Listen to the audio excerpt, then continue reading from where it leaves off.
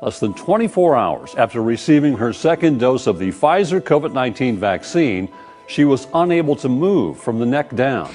A BC man who says he suffered a rare COVID vaccine injury that left him paralyzed will be getting financial support from the federal government. The vaccine took my immune system and just shook it around again. Agony and chronic pain. In our coronavirus coverage, a Utah woman and Utah senator are teaming up to get some answers. This comes after a group claims they've experienced life-altering injuries that they believe are from the vaccine. A shocking reaction to the COVID vaccine. New at 5, the CDC says coronavirus vaccines have been remarkably safe and successful, and serious adverse reactions are rare. The county posting on social media that a person was diagnosed with COVID-19 back in December and then died just hours after getting the vaccine on Thursday. This news now causing concern in this community, now questioning the safety of the COVID-19 vaccine. A local woman says her mother died 2 days ago after receiving the Johnson & Johnson vaccine. And now she believes the dose is what caused her mother's sudden death.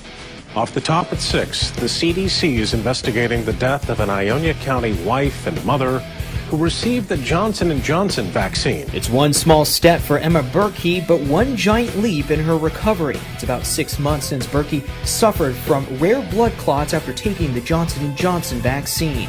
From smiling with her family to an agonizing hospital stay, 51-year-old Nicole Audia says the Johnson & Johnson vaccine sent her into a physical tailspin. I was in the hospital for 6 weeks. I was out of work for 10. My heart will never be the same. Sudden death among healthy working-age people worldwide is skyrocketing.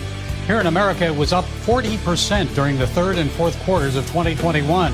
What's going on here? Brandy Parker McFadden is confined to her hospital bed at Vanderbilt. Can you walk like that? No, you are. Less than 24 hours after receiving her second Pfizer COVID shot, she explains she lost her ability to move from her shoulders down. All they know is that prior to my vaccine, I was healthy, I was whole. And then after my vaccine, I had complete paralysis of my body. I've regained the upper body strength, and I'm working towards both toes moving on left and right. Both hands, they're, as you can see, they're curled in, and I don't have a lot of wrist strength.